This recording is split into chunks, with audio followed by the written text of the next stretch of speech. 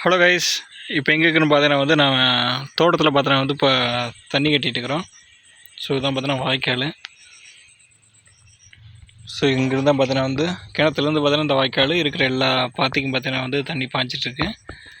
So போன வீடியோவில் சொல்லி இந்த மாதிரி பார்த்தீங்கன்னா மசாப்பிள் கரணை பார்த்தீங்கன்னா ஒன்று இருக்கும். ஸோ இங்கே பார்த்தீங்கன்னா தெரியும், இது ஃபுல்லாகவே பார்த்தீங்கன்னா மசாப்பிள் கரணை. அதாவது என்னென்னு பார்த்தீங்கன்னா இந்த மாடுதிங்கிற பயிர் இது பார்த்தீங்கன்னா இது மாதிரி வளரும். இதுக்கப்புறம் ஆல்ரெடி இருந்த கட்டையெல்லாம் பார்த்தீங்கன்னா பழசாயிருச்சு, வயசாயிருச்சு. அதனால் பார்த்தீங்கன்னா அந்தளவுக்கு வளரல. அதனால் பார்த்தீங்கன்னா ஃபுல்லாக டேட்டரை வச்சு ஊட்டி விட்டுட்டு புதுசாக பார்த்தீங்கன்னா இந்த கட்டையை ஊனி இருக்கும். இது பார்த்தீங்கன்னா ஒரு 3 மாதத்தில் பார்த்தீங்கன்னா மறுபடியும் அறுக்கிறதுக்கு வந்துடும். அப்படி நம்ம தோட்டத்தை பார்த்துலாமா உள்ள என்னென்னக்குன்னு. செடிகள் ஃபுல்லாக பார்த்தீங்கன்னா சூப்பர் நெப்பியர் பில்லு, அதாவது இந்த மாடுதிங்கிற இந்த பில்லு தான் இருக்கும். கூடவே பார்த்தீங்கன்னா கொஞ்சம் தென்னை மரம் நெட்டிக்கிறோம். நீங்கள் பார்த்தீங்கன்னா தெரியும், இந்த லைன் ஃபுல்லாக பார்த்தீங்கன்னா தென்னை மரம் இருக்கும். அங்கே பார்த்தீங்கன்னா தென்னை மரம் கொஞ்சம் பெருசாக வளர்ந்துருக்கும். ஏன்னா பார்த்தீங்கன்னா அது கொஞ்சம் முன்னாடி நட்டினோம், ஒரு 10 கன்று ஆட்டம். அதுக்கப்புறம் 2 வருஷம் கழித்து பார்த்தீங்கன்னா இது மாதிரி நட்டிட்டோம். ஃபுல்லாகவே பார்த்தீங்கன்னா தென்னை மரம் தோப்பாக மாற்றிடலான்ட்டு பார்த்தீங்கன்னா ஃபுல்லாகவே இது மாதிரி பார்த்தீங்கன்னா தென்னை மரத்தை நெட்டி விட்டுட்டோம். உள்ளே பார்த்தீங்கன்னா நம்ம கொய்யாக்காய் மரம் இருக்குது. இந்த இப்போ நீங்கள் இது பாட்டுக்கு கொய்யாக்காய் அதை காய் பிடிச்சிக்கு பார்த்தீங்களா.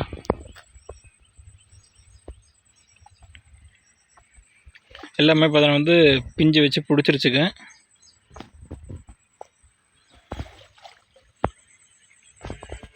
பாருங்க மரங்க வருங்க, எவ்வளோ பெரிய மரம். இது பார்த்தீங்கன்னா நாட்டு மரம். இப்போ தான் எல்லாம் பிடிக்க ஆரம்பிச்சிருக்கேன். மேக்ஸிமம் பார்த்தீங்கன்னா நாங்கள் பறிக்க மாட்டோம். அதுக்கு பார்த்தீங்கன்னா இந்த கிளி பார்த்தீங்கன்னா சாப்பிட்டு போயிடும். ஸோ இங்கே பார்த்தீங்கன்னா தெரியும், கிளி பார்த்தீங்கன்னா சாப்பிட்டுருக்கு பார்த்தீங்களா கொத்தி. இங்கே வருங்க ஒரு பழுத்த கொய்யா. ஸோ இது மாதிரி பார்த்தா நிறைய நம்மளால் சாப்பிட முடியாது. ஆல்ரெடி பார்த்தீங்கன்னா இந்த மாதிரி கொய்யா மரம் நிறைய இருக்குது காட்டுக்குள்ளே அங்கேயும் இங்கேயுமே. ஸோ அதனால் பார்த்தா நான் 1-2 தான் பறிப்போம். மீதி பார்த்தீங்கன்னா இந்த கிளி குருவி ஏதாவது பார்த்தோன்னா சாப்பிட்டு போயிடும். இந்த மரமும் பார்த்தீங்கன்னா நல்லா பெருசாக வளரும். நாங்கள் பார்த்தீங்கன்னா தெரியும் எவ்வளோ தூரம் போய்க்குது வருங்க. ஸோ அப்பப்போ பார்த்தீங்கன்னா இது மாதிரி வெட்டி விட்டுருவோம். ஏன்னா பார்த்தீங்கன்னா மசாலா புல் வளரணும். இந்த மாதிரி தென்னை மரம் பார்த்தீங்கன்னா கொஞ்சம் வளரணும்னு பார்த்தீங்கன்னா எல்லாத்தையும் பார்த்தீங்கன்னா வெட்டி விட்டுருவோம். ஸோ இதெல்லாம் பார்த்தீங்கன்னா நான் சொன்ன அந்த தென்னை மரம். அப்புறம் பார்த்தா நம்ம பப்பாளி மரம் பாருங்கள். பப்பாளி பார்த்தோன்னா இருக்கிறதுல 2 மரம் இருக்குது நம்மக்கிட்ட. ஸோ இது ஒரு மரம் பிடிக்க ஆரம்பிச்சிருக்கு. இப்போ இன்னொரு மரம் அந்த லைன் கடி அங்கே இருக்குது. ஸோ நம்மகிட்ட தென்னை மரம் மட்டும் பார்த்தீங்கன்னா மொத்தம் எவ்வளோ இருக்குன்னா ஒரு 50 மரம் இருக்குது. அதாவது சின்னது பெருசு எல்லாம் சேர்த்து பார்த்தீங்கன்னா 50 மரம் இருக்குது. காய் பிடிக்கிற மாதிரி பார்த்தீங்கன்னா ஒரு 10 மரம் பார்த்தீங்கன்னா காய் பிடிக்க ஆரம்பிச்சிருச்சு. கொய்யாக்காய் மரம் பார்த்தீங்கன்னா நம்மக்கிட்ட ஒரு 4-5 இருக்கு மரம். 10-15 இருந்துச்சு, எல்லாம் வெட்டி விட்டுட்டோம். ஒரு 4-5 மட்டும் இருக்குது. பப்பாளி பார்த்தீங்கன்னா இதை இங்கே 2 பார்த்தீங்களா, இங்கே ஒன்று, இங்கே ஒன்று, இங்கே ஒன்று, மொத்தம் 4 பப்பாளி மரம் இருக்குன்னு நினைக்கிறேன். எனக்கே கரெக்டாக கவுன்ஸ் தெரியல, 4 இருக்கும். பார்த்தீங்கன்னா வாழை மரம் அங்கே இங்கேயும் பார்த்தீங்கன்னா கொஞ்சம் இடம் இருக்கிற இடத்துல பார்த்தீங்கன்னா வாழை மரத்தை நட்டி வச்சுக்கிறோம். அதுக்கப்புறம் பார்த்தீங்கன்னா தேக்கு மரம். இதெல்லாம் பார்த்தீங்கன்னா தேக்கு மரங்கள் இப்படி தான் இருக்கும். நீங்கள் பார்த்தீங்கன்னா இங்கே ஒரு தேக்கு மரம் வருங்க. இது ஒரு தேக்கு மரம். ஏன்னா பார்த்தீங்கன்னா தென்னை மரம் வளர்றதுக்கு பார்த்தீங்கன்னா ஒரு 2-3 வருஷம் 4-5 வருஷம் ஆயிரும் மரத்தை பொறுத்து. ஸோ அது வரைக்கும் பார்த்தோன்னா அது வளர்கிற வரைக்கும் இது மாதிரி சின்ன சின்ன மரங்கள் செடிகளில் பார்த்தோன்னா உள்ள இருக்கும். ஸோ அதனால் அதை விட்டுட்டோம் அப்படியே. இந்த கடைசியாக பச்சைனுக்கு பார்த்தீங்களா, அது மாடு திங்கிற சோளம். அதை பார்த்தீங்கன்னா கொஞ்சம் ஊண்டி விட்டுட்டோம் மாடு தீவனத்துக்காக. இது நான் சொன்னால் அந்த பப்பாளி மேலே லைனை தொட போதும் பார்த்தீங்களா, அது தொடுறதுக்குள்ளே பார்த்தீங்கன்னா வெட்டி விட்டுறணும். இது இன்னொரு கொய்யா மரம். இதை நான் அந்த சொன்ன வாய்க்கால். இப்போ தண்ணி எடுத்து விட்டாச்சு, பார்த்தீங்கன்னா போயிட்டு இருக்கும்.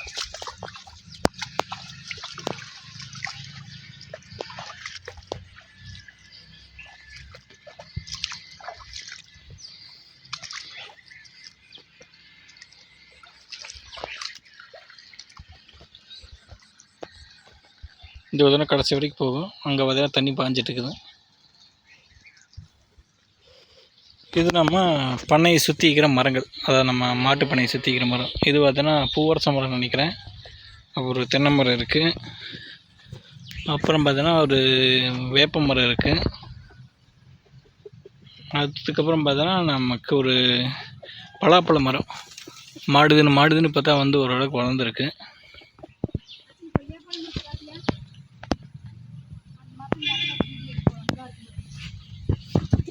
அப்புறம் பார்த்தோன்னா கொய்யா மரம் பாருங்க, மாடுதுன்னு பார்த்தா முட்டையாகி மேலே மட்டும் செடி முளைச்சி கிடக்கு. அப்புறம் இங்கே ஒரு பப்பாளி மரம். இதெல்லாமே பார்த்தோன்னா வந்து இந்த வாய்க்காலில் தண்ணி வரும் பார்த்தீங்களா, அந்த தண்ணியில் பார்த்தோன்னா வந்து அப்படியே வந்து முளைச்சிடுது.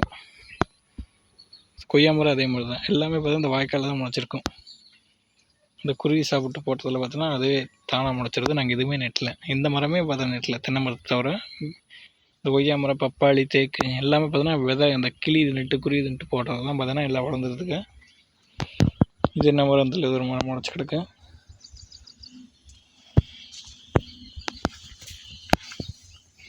இது நம்ம மாட்டு பண்ணை.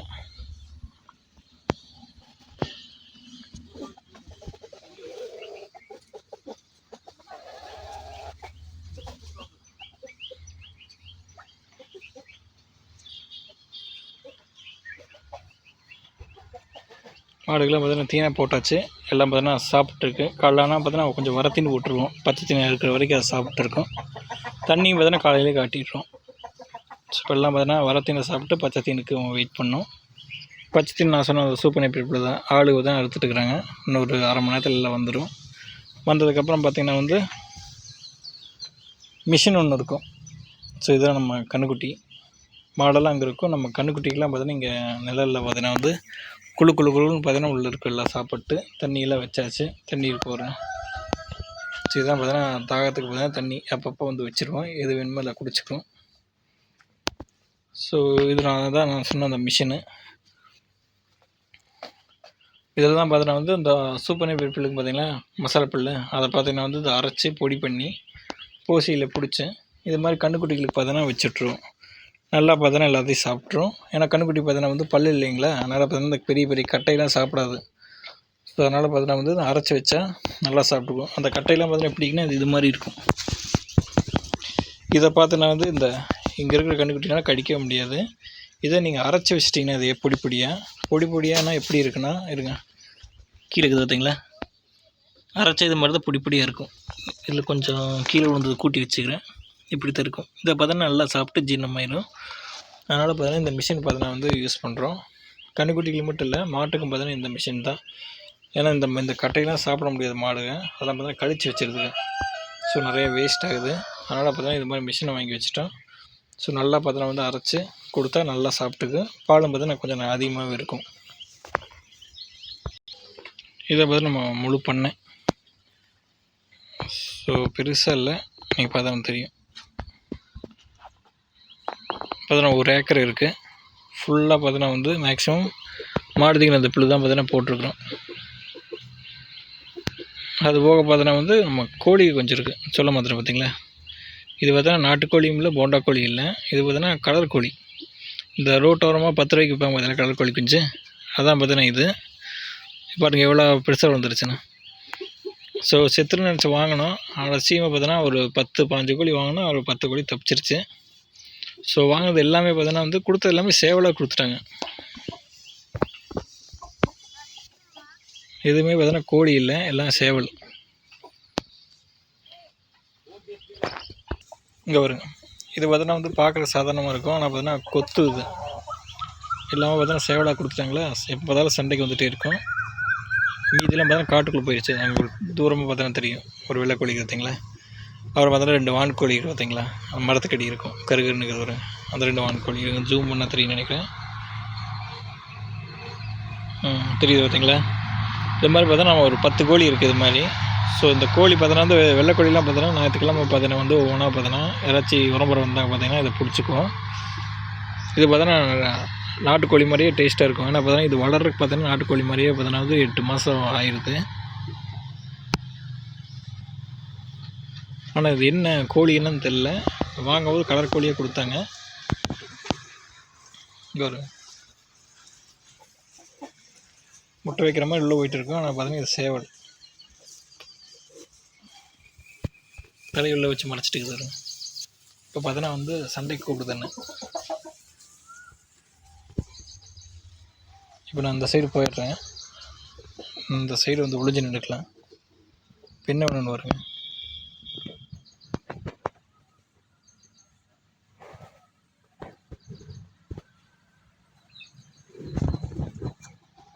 ஒன்று அங்கே தான் சுற்றிட்டு இருக்குது, சண்டைக்கு வான்ட்டு இருக்கேன்.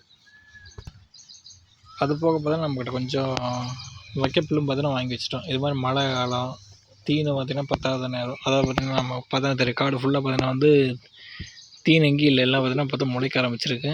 ஸோ அந்த நேரத்துலாம் பார்த்திங்கன்னா வந்து இது மாதிரி பார்த்திங்கன்னா வைக்கோலை போட்டுருவோம். இங்கே கொஞ்சம் இருக்குது உரலை, அப்புறம் இங்கே கொஞ்சம் இருக்குது இந்த தகரத்துக்கு அடியே. ஸோ இது மாதிரி பார்த்தீங்கன்னா வந்து இதை போட்டுருவோம் மழை காலத்தில் தீனி பற்றாக்குற நேரத்தில். இங்கே வருங்க வந்துட்டா பார்த்தீங்களா, இது இப்படி தான் நம்ம எங்கேயாச்சும் நடந்து போயிட்டு வச்சுக்கோங்க, பின்னாடி வந்து படான்னு ஒரு கொத்திட்டு போயிடும், இல்லை நகத்தில் கீறிட்டு போயிடும். ஸோ அதனாலே பார்த்தீங்கன்னா வந்து அப்பப்போ பின்னாடி திரும்பி பார்த்துக்கணும். கன்றுக்குட்டி பார்த்தீங்கன்னா நம்மக்கிட்ட மொத்தம் 1 2 3 4 5 அப்புறம் மரத்துக்கடி 1 6 பார்த்தீங்கன்னா கன்றுக்குட்டி நம்மக்கிட்ட இருக்குது. ஸோ மாடு பார்த்தீங்கன்னா வந்து பால் கறக்கிற மாடு பார்த்தீங்கன்னா இப்போதைக்கு நம்மக்கிட்ட ஒரு 6 இருக்குது, 6 7 இருக்குது. பால் கறக்காத ஒரு மாடு பார்த்தீங்கன்னா வந்து ஒரு 3 இருக்கும். ஸோ இதை பார்த்தா நம்ம பண்ணையில் இருக்கிற மாடுகளோட கவுண்ட்ஸு. கூட பார்த்தீங்கன்னா ஒரு 4-5 ஆடு இருக்கும், அது பார்த்தீங்கன்னா அது காட்டுக்குள்ளே மேய போயிடுச்சு. இங்கே வருங்க, நான் சொன்ன அந்த கோழி என்னமோ பண்ணுது, ஆனால் என்ன பண்ணுதுன்னு தெரியல. இது மாதிரி பார்த்தோன்னா அங்கேயும் போய் படுத்துக்கும் முட்டை ஓடுற மாதிரி, ஆனால் ஒன்றும் பண்ணாது. ஓகே, அவ்வளோதான் நம்ம பண்ணேன் வீடியோ. பிடிச்சா மறக்காமல் சப்ஸ்கிரைப் பண்ணியிருக்கேன். நெக்ஸ்ட் வீடியோவில் பார்க்கலாம்.